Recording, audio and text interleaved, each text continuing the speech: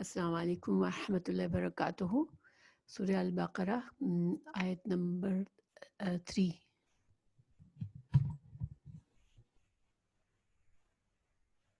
أعوذ بالله من الشيطان الرجيم بسم الله الرحمن الرحيم. So this is the lesson number 13. Now, last lesson we learned that this book is guidance, but the people who would benefit from this guidance are the people who fear their Lord. They believe that they have a creator, and they believe that one day they will be standing before him and be accountable for all their actions and will be judged accordingly and would earn either Allah's pleasure and heaven forever, the life of pleasure forever in heaven, or they get the punishment, they earn Allah's punishment and they will go to hell forever. So it makes sense. The people who don't really believe that hereafter, believing in hereafter is the whole key of the believing in religion, because if we don't do that, somebody doesn't think about the hereafter and doesn't believe in it, then they have no motivation to restrain himself from doing whatever his heart pleases. Doesn't matter if it's something that pleases Allah or it doesn't, earns his anger, or if it's right way or wrong way. People are by nature are selfish. Everybody wants what their heart desires, but we have to.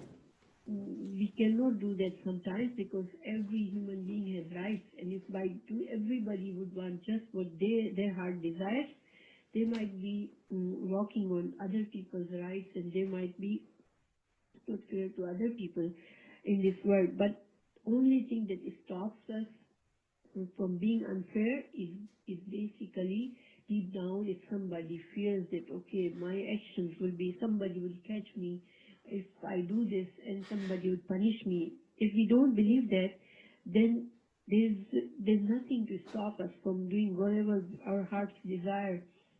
Even in this society, we try to live a good life as a like person that the society likes it, the person that society does not reject us, and this fear stops us from doing many things that we would do it if we have no fear of people, or we have no fear of Allah. So many things we actually practically stop doing by the fear of people. But if we have fear of Allah, then our hearts would be pure too, and we would be thinking about the consequences of the lifestyle we are choosing for ourselves. So now we move on to the next verses, where Allah subhanahu wa ta'ala has given us some qualities to recognize if we are among those people. Are we muttaqeen?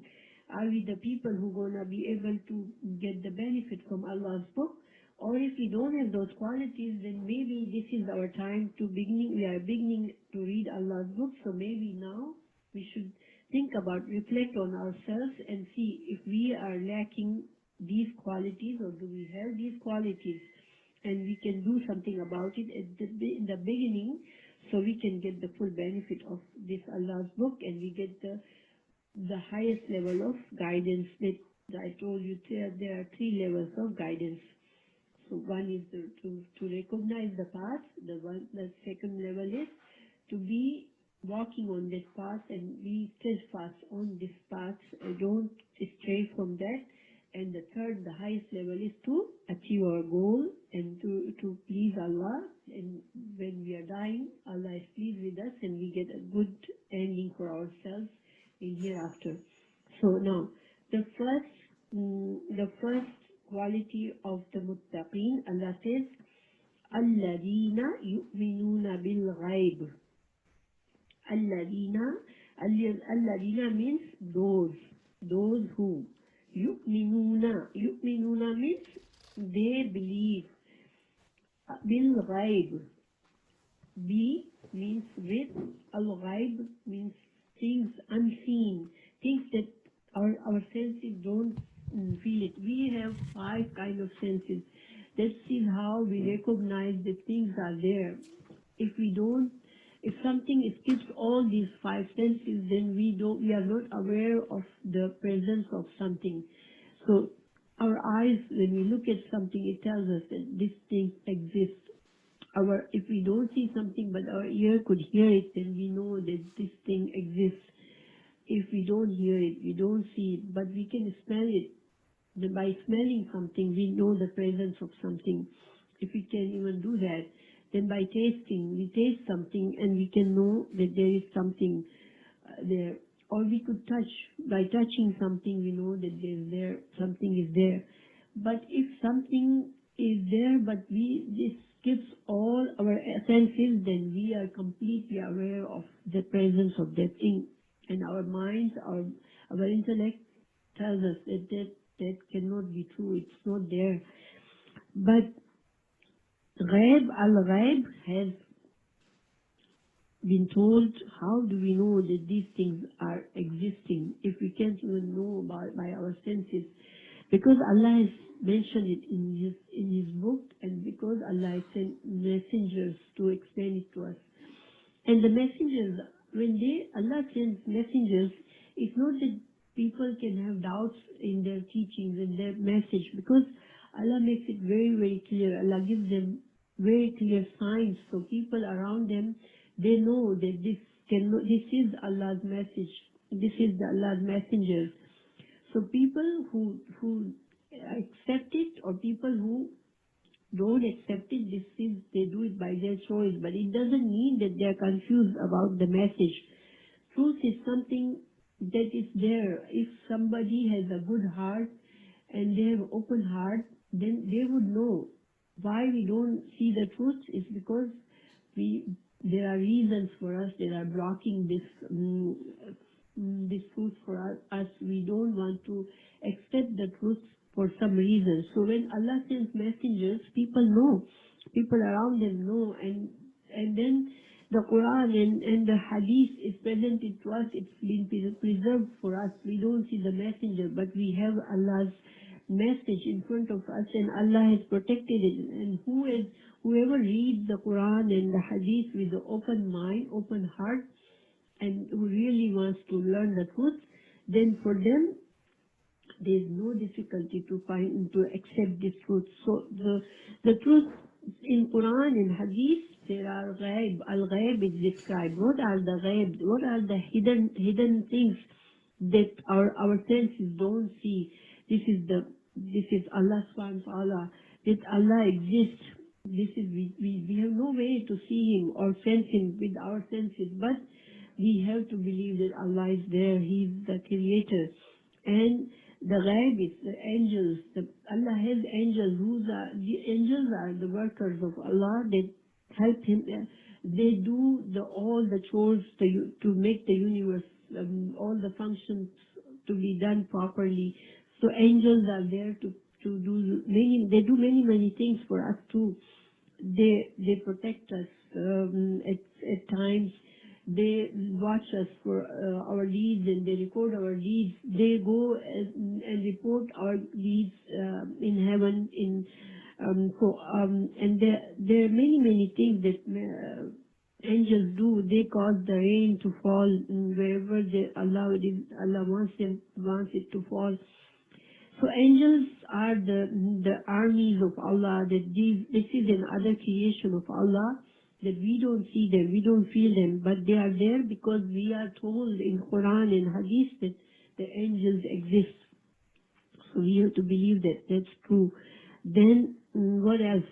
We are told in Quran that there is a heaven for us. It's prepared for pious people, that Allah would be pleased. The people Allah would be pleased, Allah would put them place them in heaven.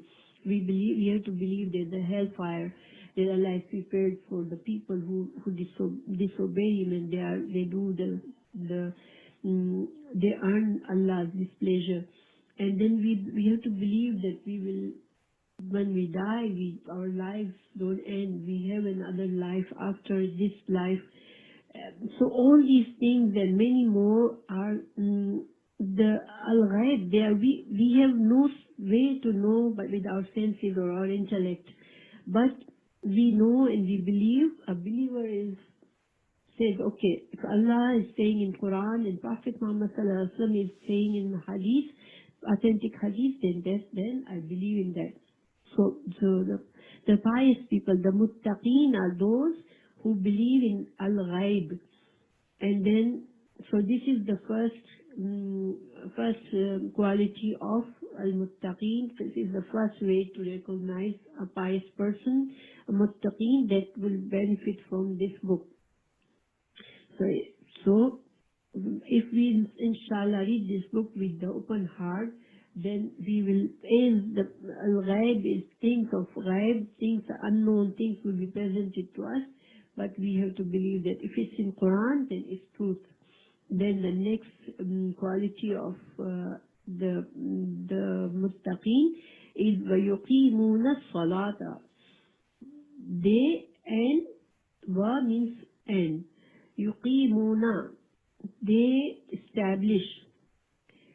As-salat, as-salat is the 5-time obligation prayer that we call it namaz or salat. This is in Arabic it's called as-salat. Now, so the next quality of the muttaqeen is they establish salat. Now, why does Allah say establish salat? He didn't say here they read namaz, they perform namaz. Allah did not say that. Allah said they establish. So what is establishing salat?